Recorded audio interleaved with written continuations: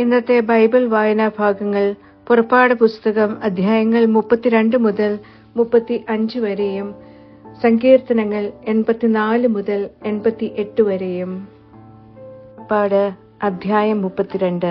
സ്വർണം കൊണ്ടുള്ള കാളക്കുട്ടി.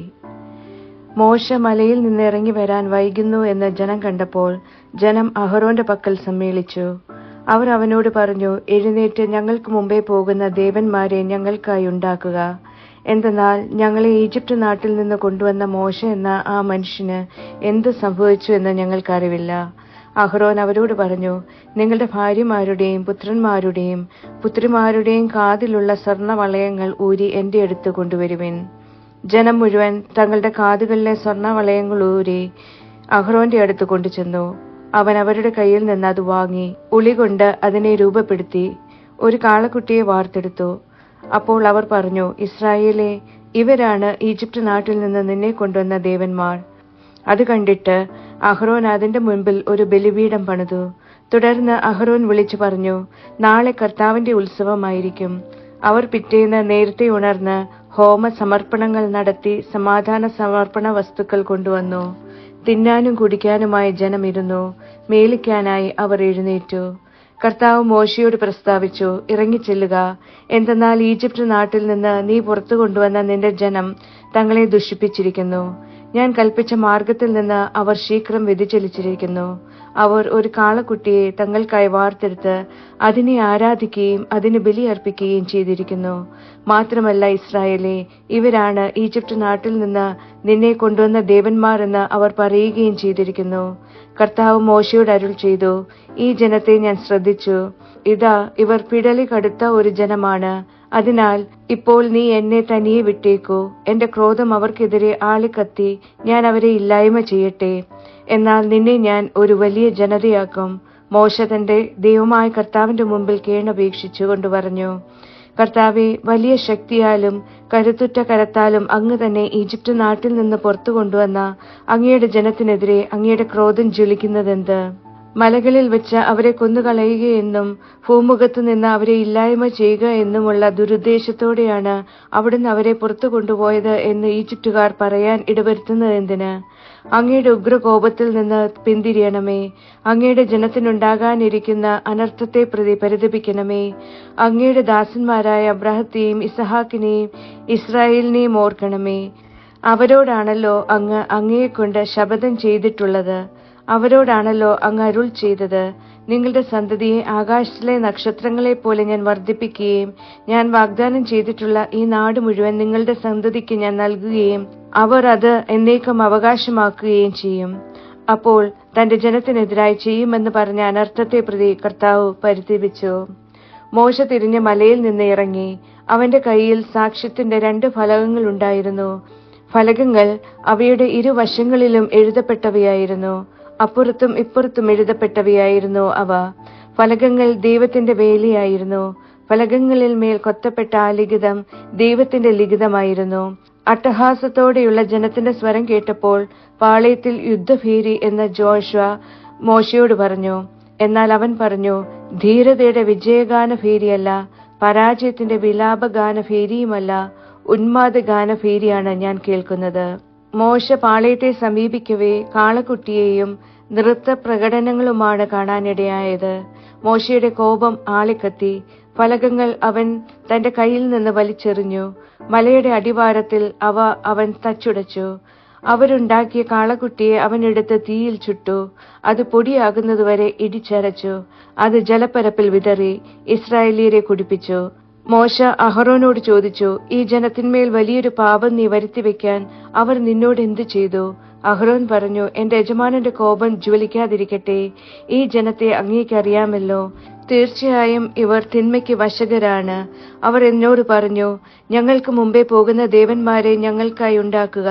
എന്തെന്നാൽ ഞങ്ങളെ ഈജിപ്റ്റ് നാട്ടിൽ നിന്ന് കൊണ്ടുവന്ന മോശ എന്ന ആ മനുഷ്യന് എന്ത് സംഭവിച്ചുവെന്ന് ഞങ്ങൾക്കറിവില്ല. ആർക്കാണ് സ്വർണമുള്ളത് എന്ന് ഞാൻ അവരോട് ചോദിച്ചു. അവർ ഊരി അതെനിക്ക് തന്നു. ഞാൻ അത് തീയിലിട്ടു. അപ്പോൾ ഈ കാളക്കുട്ടി പുറത്തു വന്നു. ജനം താന്തോന്നികളാക്കപ്പെട്ടു എന്ന് മോശ കണ്ടു. കാരണം തങ്ങളുടെ പ്രതിയോഗികളുടെ ഇടയിൽ ഒരവഹേളനമാകാൻ അഹരോൻ അവരെ തന്നിഷ്ടത്തിന് വിട്ടിരുന്നു. മോശ പാളയത്തിന്റെ വാതിൽക്കൽ നിന്നുകൊണ്ട് പറഞ്ഞു, കർത്താവിനായി എന്റെ പക്ഷത്ത് ആരുണ്ട്? ലേവ്യരെല്ലാവരും അവന്റെ പക്ഷത്ത് ഒന്നിച്ചുകൂടി. അവൻ അവരോട് പറഞ്ഞു, ഇസ്രായേലിന്റെ ദൈവമായ കർത്താവ് ഇങ്ങനെ കൽപ്പിക്കുന്നു, നിങ്ങൾ ഓരോരുത്തരും ഉടവാൾ ധരിക്കുവേൻ. നിങ്ങൾ ഒരുവൻ തന്റെ സഹോദരനെയും ഇതരൻ തന്റെ സുഹൃത്തിനെയും മറ്റൊരുവൻ തന്റെ അയൽക്കാരനെയും പാളയത്തിൽ കവാടം തോറും കയറിയിറങ്ങി വധിക്കുവേൻ. മോശയുടെ വാക്കനുസരിച്ച് ലേവ്യർ പ്രവർത്തിച്ചു. ആ ദിവസം ജനത്തിൽ നിന്ന് 3000-ഓളം പേർ നിബദിച്ചു. മോശ പറഞ്ഞു, ഇന്ന് ഓരോ ആളും തന്റെ മകനും തന്റെ സഹോദരനുമെതിരായി കർത്താവിനു വേണ്ടി നിങ്ങളെ തന്നെ പ്രതിഷ്ഠിക്കുവേൻ. ഇന്ന് നിങ്ങളുടെ മേൽ അനുഗ്രഹം ചൊരിയേണ്ടതിനാണിത്. പിറ്റേ ദിവസമായപ്പോൾ മോശ ജനത്തോട് പറഞ്ഞു, നിങ്ങൾ വലിയ പാപം ചെയ്തിരിക്കുന്നു. ഇപ്പോൾ ഞാൻ കർത്താവിന്റെ അടുത്തേക്ക് കയറി ചെല്ലാം. ഒരുപക്ഷെ നിങ്ങളുടെ പാപത്തെ പ്രതി പരിഹാരം ചെയ്യാൻ എനിക്ക് കഴിയും. മോശ കർത്താവിന്റെ അടുക്കൽ തിരിച്ചു ചെന്ന് ഉണർത്തിച്ചു, ഹാ കഷ്ടം, ഈ ജനം ഒരു വലിയ പാപം ചെയ്തുപോയി. അവർ തങ്ങൾക്കായി സ്വർണദേവന്മാരെ ഉണ്ടാക്കി. ആകയാൽ ഇപ്പോൾ അങ്ങ് ഒന്നുകിൽ അവരുടെ പാപം ക്ഷമിക്കണം, അല്ലെങ്കിൽ അങ്ങ് എഴുതിയിട്ടുള്ള അങ്ങയുടെ പുസ്തകത്തിൽ നിന്ന് എന്നെ ദയവായി മായ്ച്ചു കളയണം. അപ്പോൾ കർത്താവ് മോശയോട് അരുൾ ചെയ്തു, എനിക്കെതിരായി പാപം ചെയ്തതാരോ അവനെയാണ് എന്റെ പുസ്തകത്തിൽ നിന്ന് ഞാൻ തുടച്ചു നീക്കുന്നത്. ഇപ്പോൾ നീ പോയി ഞാൻ നിന്നോട് കൽപ്പിച്ചിട്ടുള്ളിടത്തേക്ക് ജനത്തെ നയിക്കുക. ഇതാ, എന്റെ ദൂതൻ നിനക്ക് മുമ്പേ പോകും. എങ്കിലും എന്റെ സന്ദർശനത്തിന്റെ ദിവസം അവരുടെ പാപത്തെ പ്രതി ഞാൻ അവരെ ശിക്ഷിക്കും. അഹരോൻ ഉണ്ടാക്കിയ കാളക്കുട്ടിയുമായി ജനം ചെയ്തതിനെ പ്രതി അവരെ കർത്താവ് പ്രഹരിച്ചു. പുറപ്പാട് അധ്യായം 33. ജനം ആഭരണം ഉപേക്ഷിക്കുന്നു. കർത്താവ് മോശയോട് സംസാരിച്ചു, നീയും ഈജിപ്തിൽ നിന്ന് നീ പുറത്തു കൊണ്ടുവന്ന ജനവും ഇവിടെ നിന്ന് നിന്റെ സന്തതിക്ക് ഞാൻ അത് നൽകുമെന്ന അബ്രഹത്തോടും ഇസഹാക്കിനോടും യാക്കോബിനോടും ഞാൻ ശപഥം ചെയ്തിട്ടുള്ള നാട്ടിലേക്ക് പോവുക. ഞാൻ നിനക്ക് മുമ്പേ ഒരു ദൂതനെ അയച്ച് കാനാന്യർ, അമോര്യർ, ഹിത്യർ, പെരീസ്യർ, ഹിവ്യർ, ജബൂസ്യർ എന്നിവരെ തുരത്തും. വഴിയിൽ വെച്ച് ഞാൻ നിന്നെ ഇല്ലായ്മ ചെയ്യാതിരിക്കേണ്ടതിനാണ് തേനും പാലും ഒഴുകുന്ന നാട്ടിലേക്ക് നിന്റെ കൂടെ ഞാൻ വരാതിരിക്കുന്നത്. എന്തെന്നാൽ നീ പിടല് കടുത്ത ഒരു ജനമാണ്. ജനം ഈ ദുർവാർത്ത കേട്ടു. അവർ വിലാപം ആചരിച്ചു. അവർ ഒരാൾ പോലും ആഭരണം അണിഞ്ഞില്ല. നീ ഇസ്രായേല്യരോട് പറയുക, നിങ്ങൾ പിടല് കടുത്ത ഒരു ജനമാണ്. ഒരു നിമിഷം നിന്നോടുകൂടി ഞാൻ വന്നാൽ തന്നെ നിന്നെ ഞാൻ ഇല്ലായ്മ ചെയ്യും. ഇപ്പോൾ നിന്റെ ആഭരണങ്ങൾ അഴിച്ചു മാറ്റുക. നിന്നോട് എന്ത് ചെയ്യണമെന്ന് എനിക്കറിയാമെന്ന് കർത്താവ് മോശയോട് അരുൾ ചെയ്തിട്ടുണ്ടായിരുന്നു. ഹോറബ് മല മുതൽ ഇസ്രായേല്യർ തങ്ങളുടെ ആഭരണം ഉപേക്ഷിച്ചു. മോശയുമായി കർത്താവിന്റെ ആത്മബന്ധം. മോശ കൂടാരമഴിച്ച് തനിക്കായി പാളയത്തിനു പുറത്ത് പാളയത്തിൽ നിന്ന് അകലെയായി വിരിച്ചിരുന്നു. അവൻ അതിനെ സമാഗമ കൂടാരം എന്ന് വിളിച്ചു. കർത്താവിനെ തേടുന്ന ഓരോരുത്തരും പാളയത്തിനു വെളിയിലുള്ള സമാഗമ കൂടാരത്തിലേക്ക് ചെല്ലുമായിരുന്നു. മോശ ആ കൂടാരത്തിലേക്ക് പുറപ്പെടുമ്പോൾ ജനം മുഴുവൻ എഴുന്നേറ്റ് ഓരോരുത്തരും സ്വന്തം കൂടാരത്തിന്റെ വാതിൽക്കൽ നിലയുറപ്പിക്കുമായിരുന്നു. മോശ കൂടാരത്തിലേക്ക് കടക്കുന്നതുവരെ അവന് പിന്നാലെ അവർ ഉറ്റുനോക്കിക്കൊണ്ടിരുന്നു. മോശ കൂടാരത്തിലേക്ക് പ്രവേശിക്കുമ്പോൾ മേഘസ്തംഭം ഇറങ്ങി വന്ന് കൂടാരവാതിൽക്കൽ നിൽക്കുമായിരുന്നു. അപ്പോൾ അവിടുന്ന് മോശയുമായി സംസാരിച്ചിരുന്നു. കൂടാരവാതിൽക്കൽ നിൽക്കുന്ന മേഘസ്തംഭം കാണുമ്പോൾ ജനം മുഴുവൻ ഒന്നാകെ എഴുന്നേറ്റ് ഓരോരുത്തരും സ്വന്തം കൂടാരവാതിൽക്കൽ ആരാധിച്ചിരുന്നു. ഒരാൾ തന്റെ സുഹൃത്തിനോട് സംസാരിക്കുന്നത് പോലെ കർത്താവ് മോശയോട് മുഖാമുഖം സംസാരിച്ചിരുന്നു. മോശ പാളയത്തിലേക്ക് മടങ്ങിപ്പോകുമ്പോഴും അവന്റെ സേവകനും നൂനിന്റെ പുത്രനുമായ ജോഷുവ എന്ന യുവാവ് കൂടാരമധ്യേ നിന്ന് മാറിപ്പോയിരുന്നില്ല. മോശ കർത്താവിനോട് പറഞ്ഞു, നോക്കൂ, ഈ ജനത്തെ കൊണ്ടുപോവുക എന്ന് അങ്ങ് എന്നോട് ആജ്ഞാപിക്കുന്നു. എന്നാൽ ആരെയാണ് എന്റെ കൂടെ അയക്കുക എന്ന് അങ്ങ് എന്നെ അറിയിച്ചിട്ടില്ല. എന്നിട്ടും അങ്ങ് പറയുന്നു, പേരുകൊണ്ട് നിന്നെ എനിക്കറിയാം. നീ എന്റെ നയനങ്ങളിൽ പ്രീതി കണ്ടെത്തുകയും ചെയ്തിരിക്കുന്നു. അതിനാൽ ഇപ്പോൾ ഞാൻ അങ്ങയുടെ നയനങ്ങളിൽ പ്രീതി കണ്ടെത്തിയിരിക്കുന്നുവെങ്കിൽ അങ്ങയുടെ വഴി എന്നെ അറിയിച്ചാലും. അങ്ങനെ അങ്ങയുടെ നയനങ്ങളിൽ പ്രീതി കണ്ടെത്തേണ്ടതിന് ഞാൻ അങ്ങയെ അറിയട്ടെ. ഈ ജനത അങ്ങയുടെ ജനമാണെന്ന് കാണണമേ. അവിടുന്ന് പറഞ്ഞു, എന്റെ സാന്നിധ്യം കൂടെ സഞ്ചരിച്ച് ഞാൻ നിനക്ക് വിശ്രാന്തി നൽകും. അവൻ അവിടുത്തോട് പറഞ്ഞു, അങ്ങയുടെ സാന്നിധ്യം കൂടെ സഞ്ചരിക്കുന്നില്ലെങ്കിൽ ഞങ്ങളെ ഇവിടെ നിന്ന് പറഞ്ഞയക്കരുതേ. അങ്ങ് ഞങ്ങളോടൊത്ത് സഞ്ചരിക്കുന്നില്ലെങ്കിൽ ഞാനും അങ്ങയുടെ ജനവും അങ്ങയുടെ നയനങ്ങളിൽ പ്രീതി കണ്ടെത്തിയിരിക്കുന്നെന്ന് പിന്നെങ്ങനെ വെളിപ്പെടും? ഞാനും അങ്ങയുടെ ജനവും ഭൂമുഖത്തുള്ള സകല ജനത്തിൽ നിന്നും വ്യത്യസ്തരാണല്ലോ. കർത്താവ് മോശയോട് പറഞ്ഞു, നീ നിർദ്ദേശിച്ച ഈ കാര്യവും ഞാൻ ചെയ്യും. എന്തെന്നാൽ നീ എന്റെ നയനങ്ങളിൽ പ്രീതി കണ്ടെത്തിയിരിക്കുന്നു. പേരുകൊണ്ട് നിന്നെ ഞാൻ അറിയുകയും ചെയ്യുന്നു. അവൻ പറഞ്ഞു, ദയവ് ചെയ്ത് അങ്ങയുടെ മഹത്വം എനിക്ക് കാട്ടിത്തരണമേ. അവിടുന്ന് അരുൾ ചെയ്തു, ഞാൻ എന്റെ സർവ്വ നന്മ സ്വരൂപം നിന്റെ മുന്നിലൂടെ കടന്നു പോകാൻ ഇടയാക്കും. നിന്റെ മുമ്പിൽ ഞാൻ പ്രഖ്യാപിക്കുന്നത് കർത്താവ് എന്ന നാമത്തിലായിരിക്കും. ഞാൻ ദയ കാണിക്കുന്നവനോട് ഞാൻ ദയാലുവാകും. ഞാൻ ആർദ്രത കാണിക്കുന്നവനോട് ഞാൻ ആർദ്രനാകും. തുടർന്ന് അവിടുന്ന് പറഞ്ഞു, എന്റെ മുഖം ദർശിക്കാൻ നിനക്കാവില്ല. കാരണം മനുഷ്യന് എന്നെ കാണാനും ജീവിച്ചിരിക്കാനുമാകില്ല. കർത്താവ് അരുൾ ചെയ്തു, ഇതാ എന്റെ പക്കലുള്ള ഇടം. നീ പാറമേൽ നിലയുറപ്പിച്ചുകൊള്ളുക. എന്റെ മഹത്വം കടന്നു പോകുമ്പോൾ ഞാൻ നിന്നെ പാറയിടുക്കിൽ നിർത്തും. ഞാൻ കടന്നു പോകും വരെ എന്റെ കൈപ്പത്തി നിന്റെ മേൽ ഞാൻ മറയാക്കും. ഞാൻ എന്റെ കൈപ്പത്തി മാറ്റുമ്പോൾ നിനക്ക് എന്റെ പിൻഭാഗം കാണാം, എന്നാൽ എന്റെ മുഖം ദൃശ്യമാവുകയില്ല. പുറപ്പാട് അധ്യായം 34. വീണ്ടും ഉടമ്പടി പത്രിക. കർത്താവ് മോശയോട് അരുൾ ചെയ്തു, ആദ്യത്തേതുപോലുള്ള 2 കൽപ്പലകകൾ നീ തന്നെ ചെത്തിയെടുക്കുക. നീ തച്ചുടച്ച ആദ്യത്തെ ഫലകങ്ങളിലുണ്ടായിരുന്ന വാക്കുകൾ തന്നെ ഞാൻ ആ ഫലകങ്ങളിൽ എഴുതാം. പ്രഭാതത്തോടെ നീ തയ്യാറാകണം. രാവിലെ സീനായ് മലയിലേക്ക് കയറി അവിടെ മലമുകളിൽ എനിക്കായി നീ കാത്തു നിൽക്കുക. ഒരാളും നിന്നോടൊന്നിച്ച് കയറരുത്. മലയിലെങ്ങും ഒരുവനും കാണപ്പെടരുത്. ആ മലയുടെ മുമ്പിൽ ആടുമാടുകളാകട്ടെ മേയുകയും അരുത്.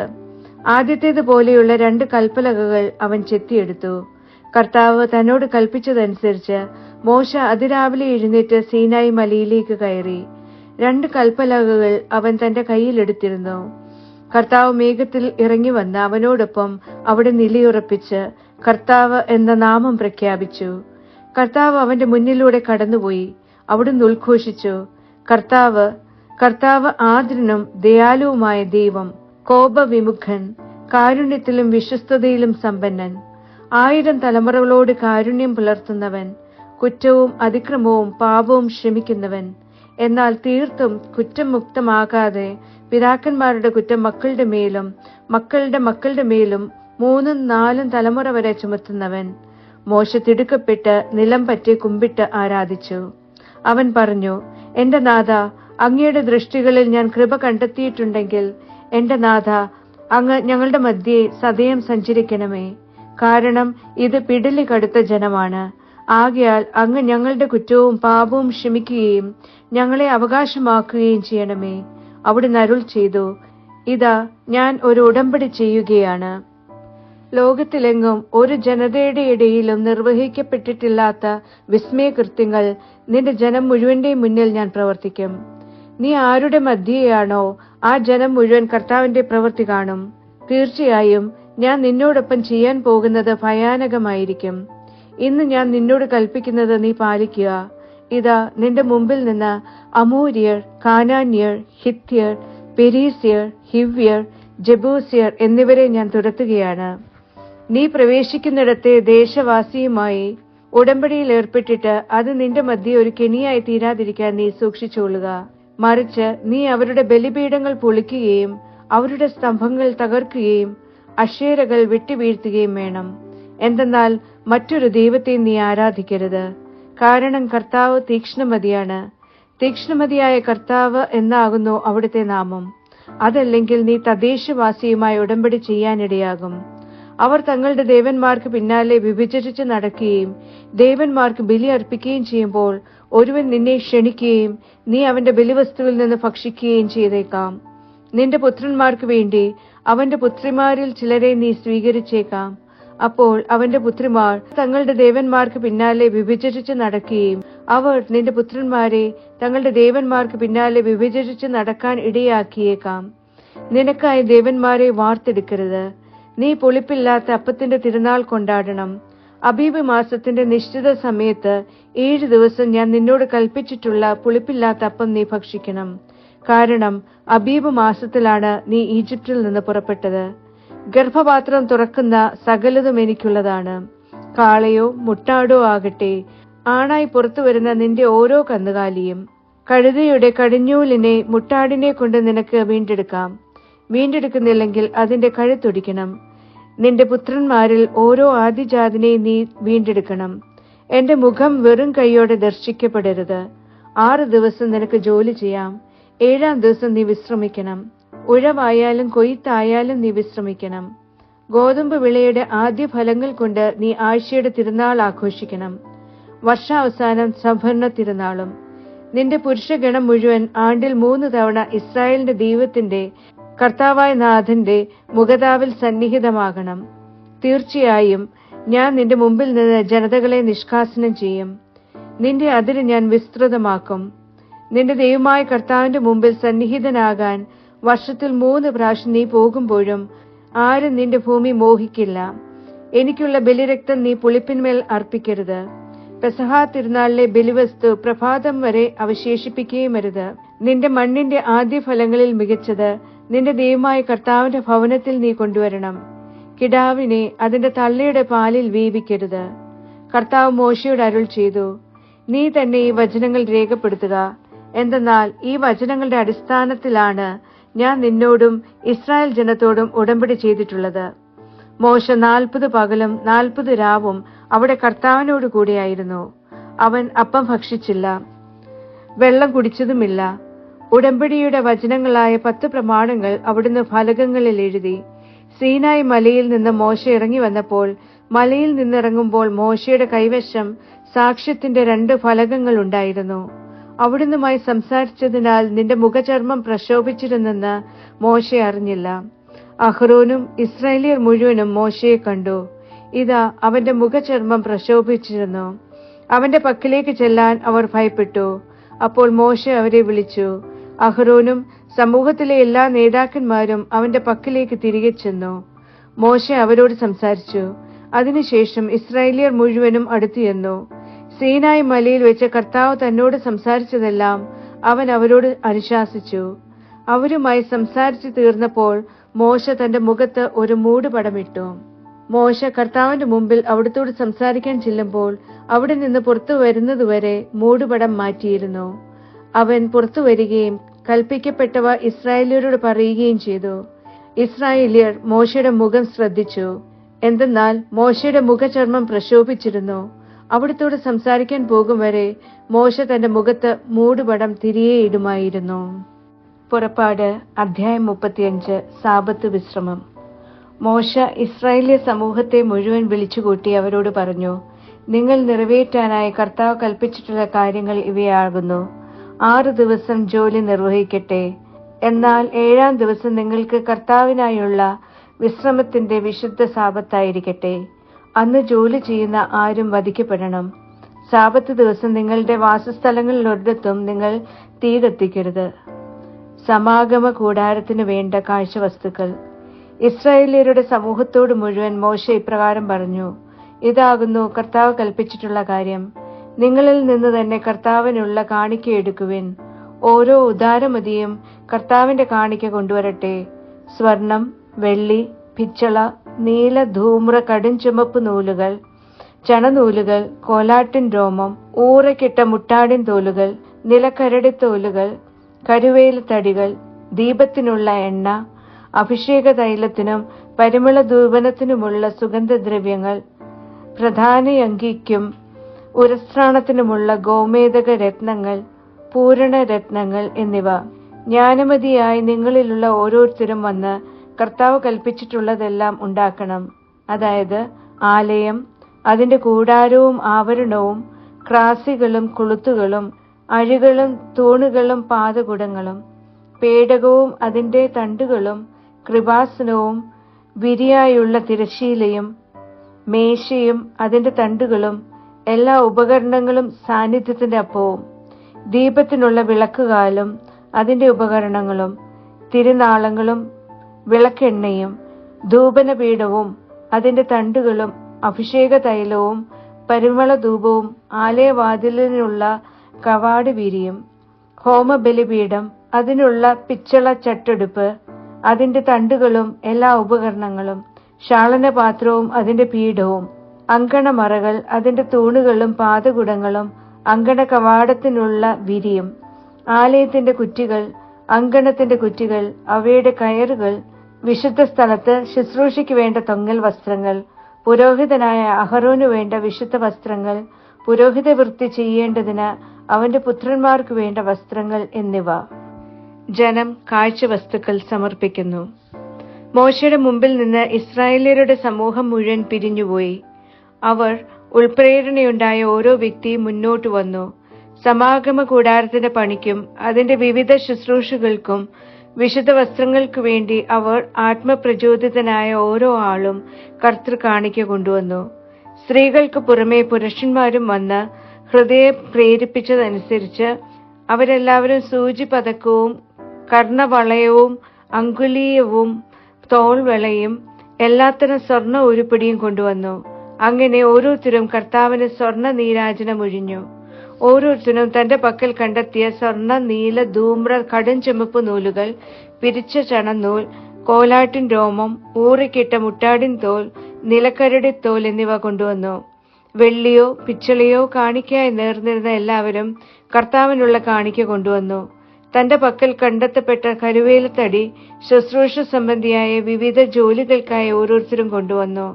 ജ്ഞാനമതിയായ ഒരു സ്ത്രീയും സ്വന്തം കൈകൊണ്ട് നൂലുണ്ടാക്കി നീല, ധൂമ്ര, കടും ചുമപ്പ് നൂലുകളും പിരിച്ച ചണവും കൊണ്ടുവന്നു. ജ്ഞാനം കൊണ്ട് ഉൾപ്രേരണയുണ്ടായ എല്ലാ സ്ത്രീകളും കോലാട്ടിൻ രോമം കൊണ്ട് നൂലുണ്ടാക്കി. എഫോദിനും ഉരസ്ത്രാണിനും വേണ്ടിയുള്ള ഗോമേതക രത്നങ്ങളും പൂരണരത്നങ്ങളും പ്രമാണികൾ കൊണ്ടുവന്നു. കൂടാതെ ദീപത്തിനും അഭിഷേക തൈലത്തിനും പരിമള ധൂപനത്തിനും ആവശ്യമായ സുഗന്ധദ്രവ്യവും എണ്ണയും. മോശയുടെ കരത്താൽ നിർവഹിക്കാൻ കർത്താവ് ആജ്ഞാപിച്ച എല്ലാ ജോലികൾക്കുമായി കൊണ്ടുവരാൻ തങ്ങളുടെ ഹൃദയം പ്രചോദിപ്പിച്ച സ്വാഭീഷ്ട കാഴ്ച ഇസ്രായേല്യരായ ഓരോ സ്ത്രീയും പുരുഷനും കർത്താവിന് കൊണ്ടുവന്നു. മോശ ഇസ്രായേല്യരോട് പറഞ്ഞു, നോക്കൂ, യൂദാ ഗോത്രത്തിൽപ്പെട്ട ഹൂറിന്റെ പുത്രനായ ഊറിയയുടെ മകൻ ബെസാലേലിനെ കർത്താവ് പേര് ചൊല്ലി വിളിച്ചിരിക്കുന്നു. അവിടുന്ന് അവനെ ജ്ഞാനത്തിലും ബുദ്ധിയിലും അറിവിലും എല്ലാത്തരം ശില്പവൈദഗ്ധ്യത്തിലും ദൈവചൈതന്യ സമ്പൂർണനാക്കിയിരിക്കുന്നു. ഇത് അവൻ ചിത്രപ്പണികൾ ആസൂത്രണം ചെയ്ത് സ്വർണത്തിലും വെള്ളിയിലും പിച്ചളയിലും നിർവഹിക്കുന്നതിനും രത്നത്തിന്റെ ചെത്തുപണികളിലും തടിയുടെ കൊത്തുപണികളിലും പൂർണ്ണത വരുത്തുന്നതിനും എല്ലാ ചിത്രപ്പണി വൈദഗ്ധ്യത്തിലും വ്യാപരിക്കുന്നതിനും വേണ്ടിയാണ്. മാത്രമല്ല, മറ്റുള്ളവരെ പഠിപ്പിക്കുന്നതിനു വേണ്ടി അവിടുന്ന് അത് അവന്റെയും ദാൻ ഗോത്രത്തിൽപ്പെട്ട അഹിസാമാക്കിന്റെ പുത്രൻ ഒഹാലിയാബിന്റെയും ഹൃദയത്തിൽ നിക്ഷേപിച്ചിരിക്കുന്നു. എല്ലാ ജോലിയും നിർവഹിക്കുന്നവരും ചിത്രപ്പണി വിദഗ്ധരുമായ കൊത്തുപണിക്കാരന്റെയും കരകൗശലക്കാരന്റെയും ചിത്രത്തുന്നൽക്കാരന്റെയും നെയ്ത്തുകാരന്റെയും എല്ലാ പണിയും നീല, ധൂമ്ര, കടുംചുമപ്പ് നൂലിലും ചണത്തിലും ചെയ്യുന്നതിന് അവിടുന്ന് അവരെ ജ്ഞാനമതികളാക്കിയിരിക്കുന്നു. സങ്കീർത്തനങ്ങൾ 84 മുതൽ 88 വരെ. സങ്കീർത്തനം 84. കർത്താവിന്റെ ഭവനം എത്ര അഭികാമ്യം! സൈന്യങ്ങളുടെ കർത്താവേ, അങ്ങയുടെ നിവാസങ്ങൾ എത്ര മനോജ്ഞം! കർത്താവിന്റെ അങ്കണങ്ങളെ എന്റെ ആത്മാവ് കാംക്ഷിക്കുന്നു, അത് തളരുകയും ചെയ്യുന്നു. ജീവിക്കുന്ന തമ്പുരാന്റെ പക്കൽ എന്റെ ഹൃദയവും ശരീരവും ആരവം മുതിർക്കുന്നു. എന്റെ രാജാവും എന്റെ ദൈവവുമായ സൈന്യങ്ങളുടെ കർത്താവേ, കുരുകിൽ പക്ഷി പോലും ഒരു പോടും മീവൽ പക്ഷി തന്റെ കുഞ്ഞുങ്ങളെ കിടത്തുന്നതിന് തനിക്കായ ഒരു കൂടും അങ്ങയുടെ ബലിപീഠങ്ങൾക്കരികിൽ കണ്ടെത്തുന്നു. അങ്ങയുടെ ഭവനത്തിൽ വസിക്കുന്നവർ ഭാഗ്യവാന്മാർ. അവർ തുടർച്ചയായി അങ്ങയെ സ്തുതിച്ചുകൊണ്ടിരിക്കും. തന്റെ ശക്തി അങ്ങിലായിരിക്കുന്ന മനുഷ്യൻ ഭാഗ്യവാൻ. അവരുടെ ഹൃദയത്തിൽ തീർത്ത പാതകളുണ്ട്. ബാഖ താഴ്വരയിലൂടെ കടന്നു പോകുന്നവർ അതിനെ ഒരു ഉറവയാക്കി തീർക്കുന്നു. മാത്രമല്ല, മുൻമഴ കുളങ്ങളെ പൊതിയുന്നു. അവർ സംഘാനുസംഘം മുന്നേറുന്നു. അത് സിയോനിൽ ദൈവത്തിന്റെ പക്കൽ പ്രത്യക്ഷമാകും. സൈന്യങ്ങളുടെ ദൈവമായ കർത്താവേ, എന്റെ പ്രാർത്ഥന കേൾക്കണമേ. യാക്കോബിന്റെ ദൈവമേ, ചെവിക്കൊള്ളണമേ. ദൈവമേ, ഞങ്ങളുടെ പരിചയെ കാണണമേ. അങ്ങയുടെ അഭിഷിക്തന്റെ മുഖം സൂക്ഷിച്ചു നോക്കണമേ. അങ്ങയുടെ അങ്കണത്തിലെ ഒരു ദിവസം കൂടുതൽ നല്ലതായതുകൊണ്ട് 1000 ദിവസത്തേക്കാൾ അത് ഞാൻ അഭിലഷിക്കുന്നു. ദുഷ്ടതയുടെ കൂടാരങ്ങളിൽ വസിക്കുന്നതിനേക്കാൾ എന്റെ ദൈവത്തിന്റെ ആലയത്തിൽ വാതിൽ കാവൽക്കാരനാകുന്നതും. എന്തെന്നാൽ ദൈവമായ കർത്താവ് സൂര്യനും പരിചയമാണ്. കർത്താവ് ഔദാര്യവും മഹത്വവും നൽകുന്നു.